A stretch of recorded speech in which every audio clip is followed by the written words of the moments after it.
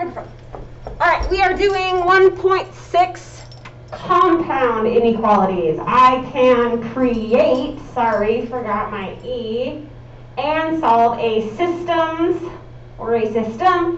of inequalities and interpret the solution to a compound inequality. So a compound inequality is like a compound word, right? A compound word has two words put together to make one word. So compound inequality is two inequalities but one problem, right? And it's going to have one graph but two inequalities. So it's a sentence with two inequality statements joined either by the word or the word and. These are my two words that I put little quotations around. So they will be either or and statements. Okay? So if you want to like highlight these are the words. And then and indicates that both statements of the compound sentence are true at the same time. That's why they're and. They go together. They're true together. Or is opposites, right? You get one or the other. And is what we would kind of call maybe an overlap. All right, they have an overlap. Okay, and that'll make sense when we go to graph these. Okay, so things happen at the same time, right? That's what overlap is. So this is an inequality graph, a compound inequality graph. How can you use inequalities to describe the set of numbers graphed below? So you can see there's two inequalities going on, but they're on one graph, and so we would write one statement for this using the word either or and, or and, there we go. So remember, or means one or the other, and is where they're going to overlap. If I look at this picture, they're not overlapping, so this tells me this is going to be an or statement. So we're going to put or right here. And the way you write your compound is you write one for the left. So this is everything less than -3. I want everything to be less than or equal to, because see how it's closed, -3. Or I want everything to be greater than 2. And it's not equal to, because see how it's open. And there it is. That's your or statement. It's either less than or equal to -3, or it is greater than 2. Now when it comes to solving compound inequalities, you solve them as two separate problems. In an or statement, it's pretty clear. I have one problem here, and I have one problem here. So let's solve the first one. 5x minus 7 less than 13. We're going to go plus 7. 5x less than 20. Divide by 5. We get x is less than 4. So there's one of my answers. But then I have to also solve this one. So I'm going to go, here I'll do another color. -4x plus 3 greater than 11. So we're going to go minus 3, -4x less than, sorry, my nose itched, 8, divide by -4. Now remember, when we have a negative divide by a negative or multiply by a negative, we have to flip that inequality. So we're going to flip the inequality. And we're going to get x is less than -2.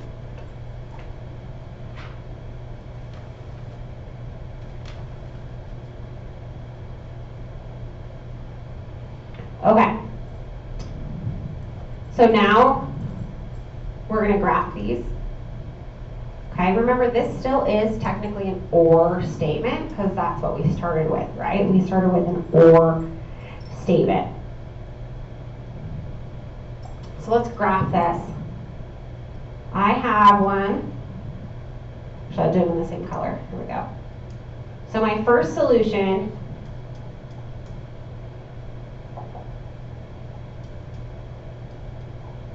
was everything less than 4, right? And my second solution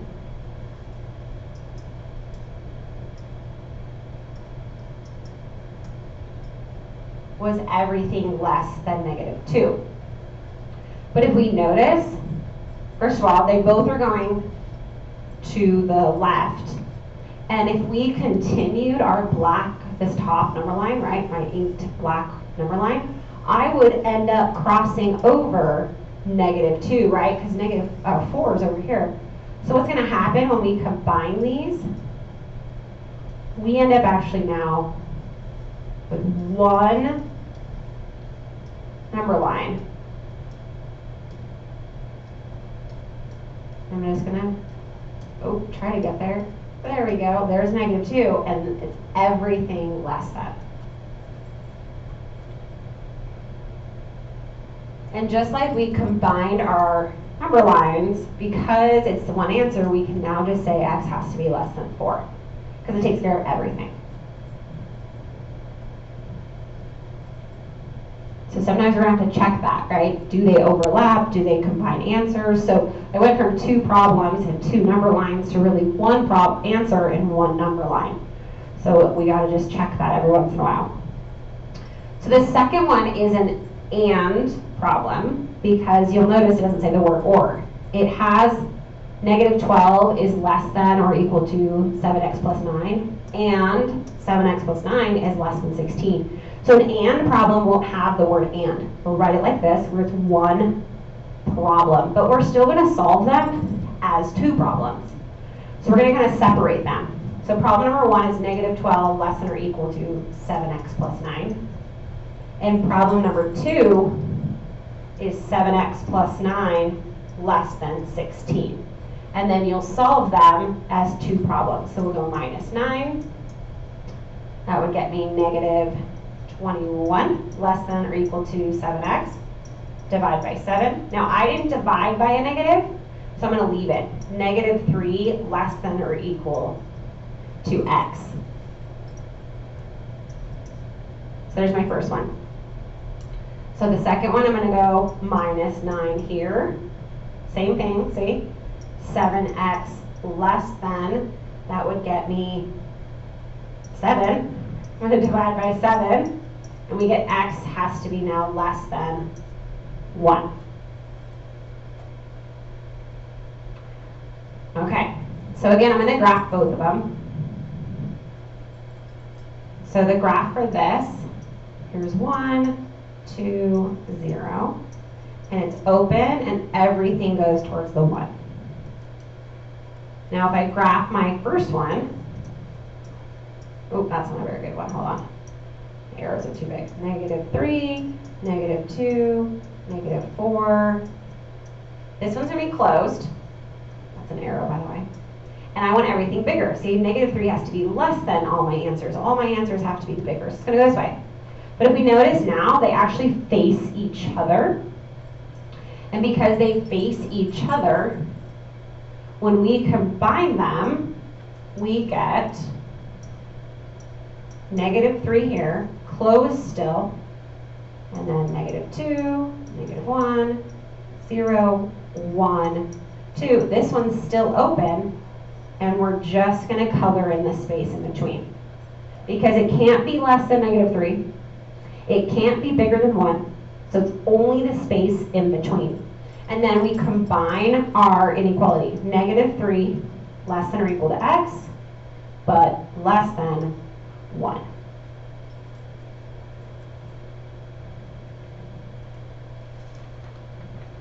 All right. Here's one more or problem down below.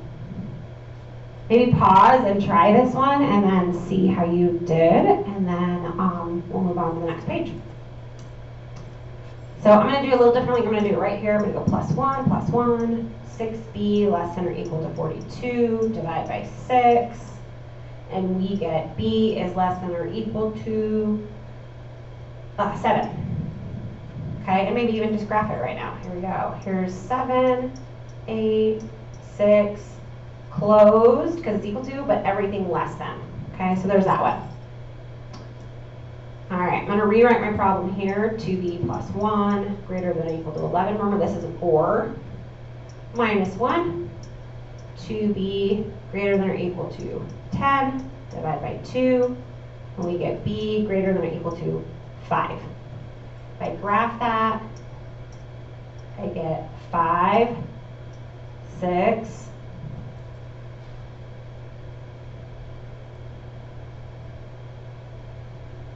sorry, 4, close circle, and I want b to be greater than that. Okay, so now once we've solved our OR question, we need to then combine our number lines and make them one number line instead of two. Right, that's where my red number line comes in.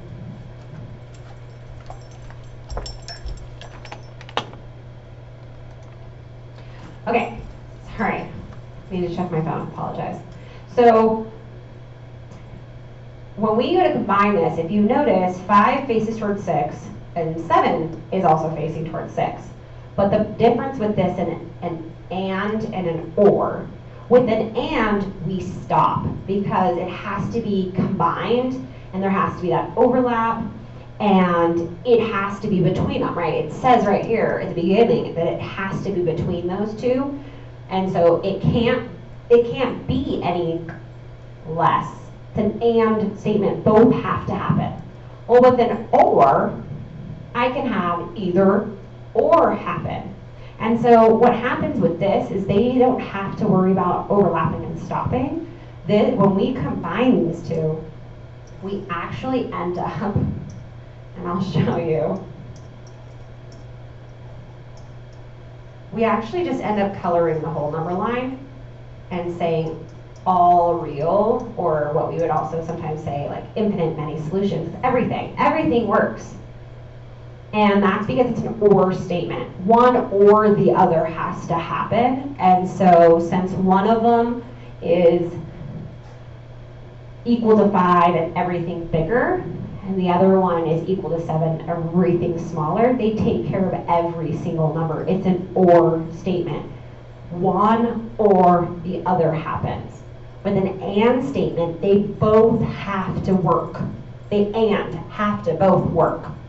Can't be one or the other. So that's a little bit difference between an and statement and an or statement. One or the other works. Okay, so here's writing a compound inequality for this graph. I'm actually going to have you guys do this one. We're going to discuss it when we get back. So I want you to try to write an inequality, a compound inequality for this. Okay, I will give you a hint, there will be two. Okay, it won't be a trick. Okay, so two statements need to happen. Okay, so we'll do the story problem together. It says the school adventure club is figuring out how many students can go on their next trip. They will either go to the zoo, which we'll call busing, or the movie theater that is within walking distance. They have a budget of $765. Okay, so zoo is price of ticket per person. There's no max capacity, which means any number of people can go. And then number of chaperones required is 1 for every 6 students. And then if we go to movies, it's no cost per ticket, but there's a max number of people that can go. Is there no cost? Anyway, and a number of chaperones required is, for every 1, it's every 20 students. Okay? So how many students can the school take on the next field trip for $765? Okay? So we have an or situation because they're going to do one or the other. They do not get to go to both. So it's one or the other. Okay? One of them clearly is a price, right? They are the price max here. See how this one has a price? So this price needs to go with our zoo. So it's $14 for every person, but then for every 6 kids, we need an extra person. Okay, so we're gonna have PB for person or kid, students. but we have to add one person every time there's one chaperone every time there's 6 students. Remember, P or person, I wish we could use S for students, but I'm going to start with P. So for every 6 students, I have to bring another parent, a chaperone. So then that brings up our cost more, right? So we first have to figure out how many people, then we can figure out our cost. But here's the thing, I can't spend more than $765. Okay, so there's my price stoppage. Now my other option is no money, so I don't care about this, but I have a person capacity. So this is going to be affected by this, right? Because it doesn't cost anything. So for every student that comes, I then need to add one chaperone for every 20 students that come.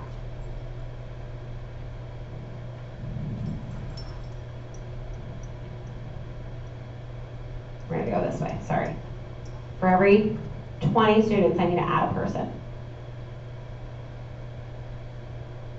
Okay. I need to add one chaperone for every 20 students. And then this needs to stay less than or equal to $231.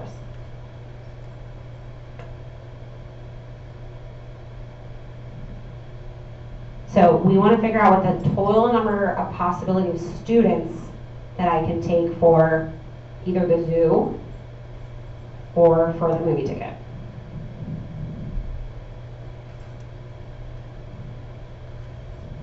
Okay, so for this one, I would actually just divide by 14 first. I don't know why I didn't change my color. Divide this by 14. Right? Sometimes it's better to not distribute. So I'm going to go 765 divided by 14.